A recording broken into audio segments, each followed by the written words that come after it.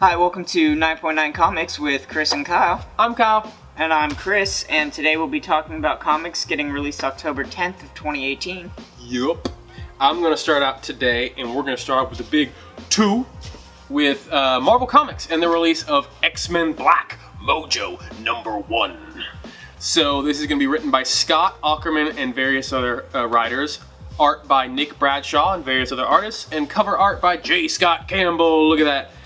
And the spinless showman takes center stage. That's right, the most successful producer ever to pack the cross-time airwaves, the man himself, Mojo, has yet another plan in place to boost his ratings at the X-Men's expense. And I'm sure he would say it's the most important comic book you'll ever read. Plus, part 2 of X-Men Black Apocalypse. So, and it's back order, not stock, so it's already been bought out from the distributors. I think that has a lot to do with the cover art by J. Scott Campbell, so you're definitely going to want to make sure to pick these up. Correctamundo. And then another what if out of Marvel, that is What If Punisher #1. This one's really cool, guys, and I'm sure you guys can see by the picture. That is, yes, Peter Parker as the flipping Punisher. Written by Carl Potts and art by Juanan Ramirez and cover art by Chris Stevens. With great power, ... When Peter Parker's Uncle Ben is ruthlessly killed by a burglar Pete let escape, he vows to never let the same fate befall another innocent bystander. From then on, he stands as a figure of cold retribution. Criminals beware, the guilty caught in the spider's web will be punished. But will Parker stand triumphant or be shattered by this twist of fate? The friendly neighborhood takes a different turn in this What If adventure, posting a very different sense of responsibility for the man who will be known as the Punisher, as he battles against villains like the Green Goblin take a new path. Rated T. So the Green Goblin's going to be in this one. He's probably going to get murdered. Yeah. And I don't think there's a more fitting villain to be in this than the Green Goblin. Or Hobgoblin would work, but I don't think there's another villain more fitting to get murdered by Punisher Spider-Man than the Green Goblin. I would agree. And then these, moving on, we have Venom #7. This is a new story arc for Venom, guys. The Donny Cates Venom. The Abyss starts here.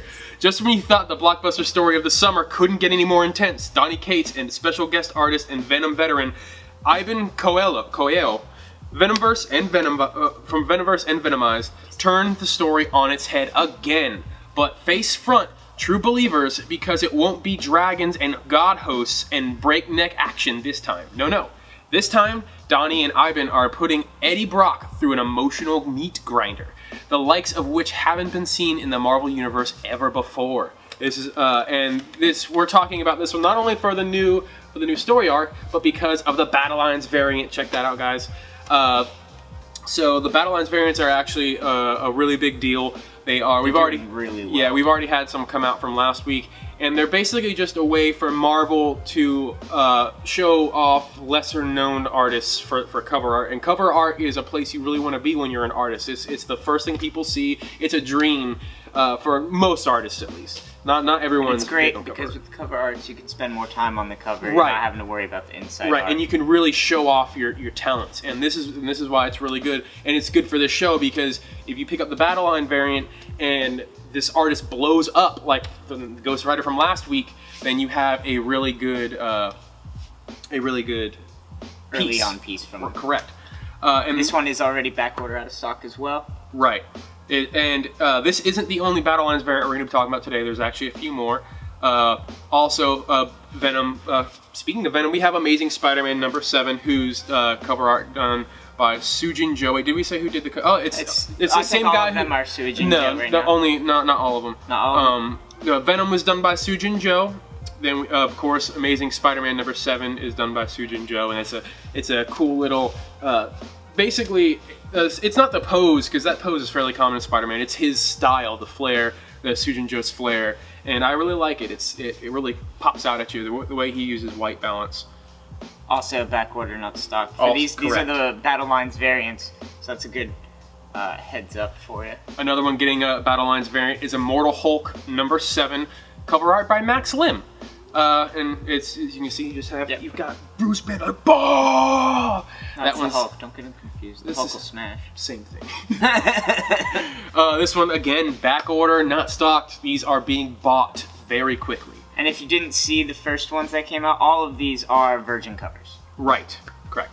And then another Battle Lines variant, Infinity Wars number 4 of 6. This is also done by Sujin Joe. This one is back order stock, so it's a lot were bought, but it's not as many. They're waiting on getting more. But still, that's a very good thing because not a lot of comics get that. And then lastly, we have X-23 number 5, the Yoon Lee variant, cover art by Yoon Lee. It's pretty. I like the detail on this one. It's more that photorealism it looks like for this one. Right. And it is also back order, not stocked. Right. And speaking of photorealism, we're going to move into DC, where we don't have much for DC this week, only because this is a very, on my half of the show, is a very cover-oriented part. We have, out of DC Comics, Supergirl number 23, we have an Art Germ foil this time, guys. That's right. This is going to be a foil, so you see how it's just colored her top and her skirt. For those of you who are like pureblood cover A collectors, guess what? It's a cover A. Right. So you won't be going out of the way on getting your cover A's, like, you know how gotta get that 111 or the 411, whatever it is, whatever issue it is. 2311. Right. And also out of DC, another Art Germ, Catwoman number 4. This, speaking of photorealism, my friend. Oh, this is phenomenal. Is that not a real picture? That looks like a real picture. Yeah. It's phenomenal. Yeah. Art Germ's so good. Also, back order, not stock. Correct. So basically, the theme for the first half of this episode is get your covers, or you're not going to. Yeah, this is a very, very, very important week. I don't think we've had this many back order, not stock comics. So if you miss out on one of these, out of the big 2. Wow. Out of the big 2, like what is that? So if you miss out on these, I kind of feel sorry for you. All right, moving on from there, we're going to get into Action Lab Entertainment, start things off with the indie comics. Starting off with Albert Einstein, Time Mason. Time Mason! Number 1 with cover A by Dave Johnson, written by Marcus Perry and inside art by Tony Donnelly. He's got the mind, the might, and the mustache. A roguish Albert Einstein leads a team of geniuses called the Time Masons in a battle to protect the integrity of our timeline. But when a new threat puts the past, present, and future in peril, it's up to him and a squad of epic historical figures to save the universe before the clock runs out. Get ready for an Einstein you never imagined in the greatest time travel adventure series history has ever seen. So this is fun. I don't know, I think Star Trek is the greatest time travel series I've ever seen. Would be forced to agree with you on that, but this sounds really interesting. And Star Trek being a TV show doesn't really translate into comic books. This is a... Hey, there are Star Trek comic books that like Mirror Broken. Mirror Broken's a dang good series. Correct, not necessarily collectible. Okay. I'll agree. I'll be forced again. Moving on from there into Image Comics, we have Infinite Dark number 1. So this is written by Ryan Cady and art and cover art by Andrea Muddy. The universe ended, but on board the Void Station Orpheus, a skeleton crew of humanity survived. The last 2,000 souls waiting for a second Big Bang that may never come. Now, 2 years into their voyage, security director Deva Carroll investigates the station's first murder and the otherworldly motives behind it. Uh-oh! This is fun. Nice little sci-fi space travel, creation, story, whatever. It's fun. Moving on from there into Aftershock Comics, we have The Last Space Race number 1, written by Peter Calloway and art and cover art by Alex Shabao. This one looks interesting. New series. It started as an anomaly, an outlier in the noise that's so common in astronomical data. But the truth sends the United States and the world careening into what will become humanity's last space race. Leading the effort for the United States is one man, Sasha Bilotis, a fun-loving tech billionaire turned aerospace titan. Sounds like somebody we know. Sasha's seemingly perfect life has been gripped Are you musking me right now? has been gripped by recent tragedy. Tragedy? I don't know why they did that. See, now you're doing it. I feel like it's a pun, but I'm not sure. Building and launching the most expensive, most ambitious, and most important project in history. Well, it gives him some time to live for again. Something to live for again. There's only one thing standing in his way. His arch-rival and chief aerospace competitor, Roger Freeman. Morgan? No. I was thinking the same thing, don't feel bad. Written by Peter Calloway from TV's Legion, Cloak and Dagger, and Under the Dome, and drawn by Alex Shabao from Independence Day. The Last Space Race is an imaginative investigation into wonder, hope, and humanity's grandest purpose. A truly original story Aftershock couldn't be more fired up to tell. And I'm not gonna lie, I haven't read a bad comic out of Aftershock, so you're definitely gonna want to pick this up. That's a good point. No. Most of Aftershock puts out some good reads. Moving on from there into Titan Comics, we have Elric White Wolf 2 of 2. So we did talk about the first one. We told you it was a low run. Did awesome. So there's no reason you can't come in and get the last issue. So you get the first key issue and the second key issue, and that's it. Boom! Packaged. The gorgeous comic adaptation of Michael Moorcock's world-renowned cult fantasy saga, acclaimed by the public, critics, and Moorcock himself. Elric's quest through the Young Kingdoms comes to its end. It has been a year since the albino emperor abandoned his throne and his love, wandering beneath the distant gaze of his wicked god, Ariok. A year since he began trading his skills as a wizard and a warrior to the highest bidder, an albino killer with a terrible black sword. At last, he must show the world why the Young Kingdoms call him the White Wolf. So, it looks to be wrapping things up in spectacular fashion. It is not quite backorder out of stock yet. It is, however, already stock in low. So chances are the day it comes out, it's people going to be putting in their reorders. It's going to go out of stock release day. So definitely, just because it's not out of stock yet, don't miss your opportunity to pick one up because you might not get another one. Right. Speaking of back orders, it is time for the 9.9 no-brainer. You, I think. It is me. You. So this week our no-brainer is out of Image Comics again.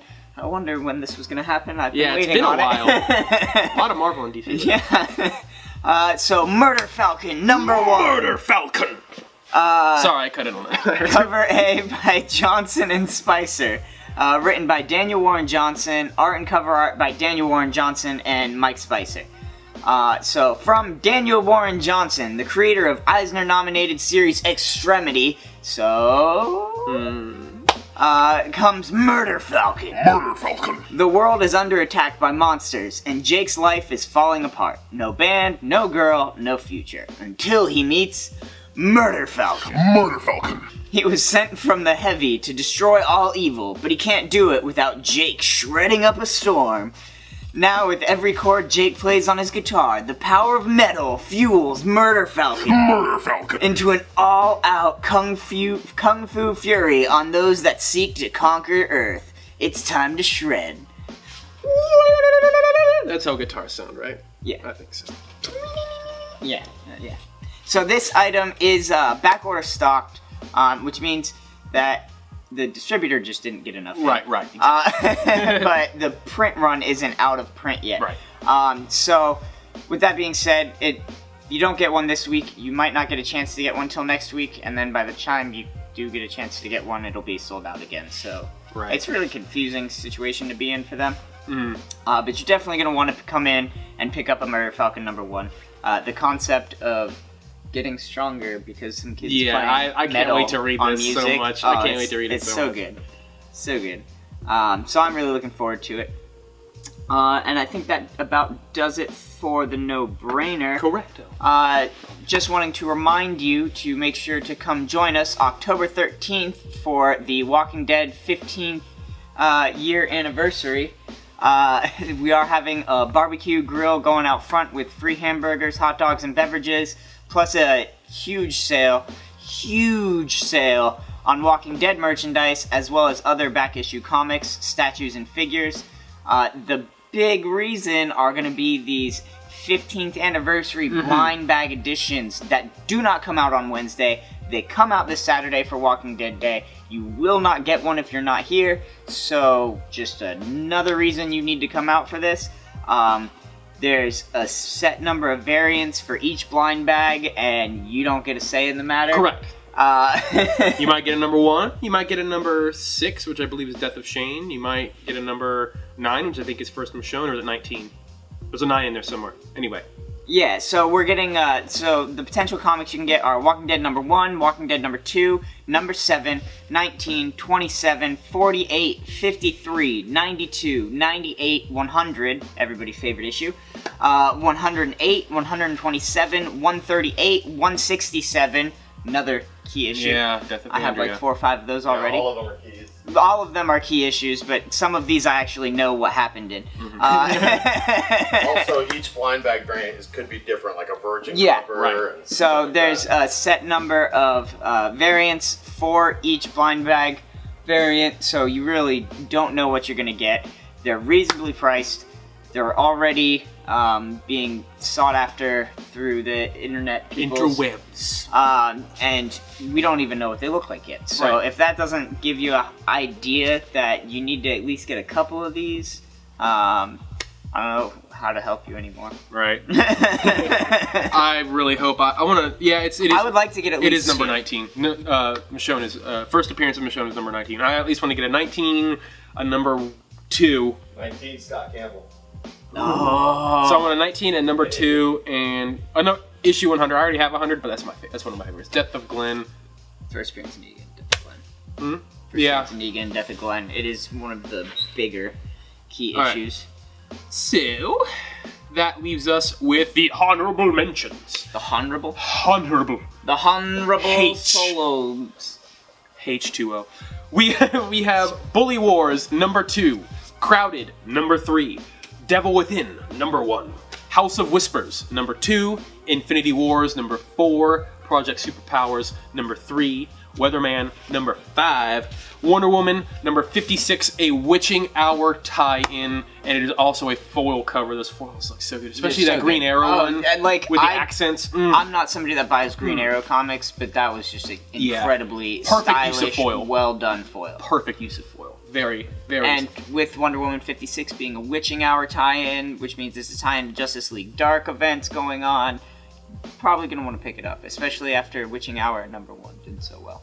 And then we have Oblivion Song number 8. Speaking of, Oblivion Song Trade is out, so if you want to pick up on the first story arc, go ahead and pick that up. And Unnatural number 4. So that's it for today, guys. Thanks for sticking with us for the program, and we appreciate you being so loyal. And remember, like, comment, subscribe, all that jazz, and try to get your friends to subscribe to us. At least check it out. Yeah, at least check it out. See if we can help them at all If with it's building a collection. something that they didn't realize they needed to... I didn't realize how much I needed it until we did it. Yeah, it really does help out, because before we started doing this show, I couldn't tell you what I was buying. Very disorganized. Aquaman, Titans, Teen Titans. I mean, basically what I buy now, but I thought it might be a good idea back then. No. We have so much. Now I know better. We have so many trash cans. Anyway, that's it for today. I know And somebody collected Deathstroke. By the way, if you didn't get a chance to pick up that Matina Deathstroke cover, sorry about your luck. anyway, You didn't thanks, get one? guys. Sorry. Thanks, guys. Bye. Have a good night. Murder Falcon.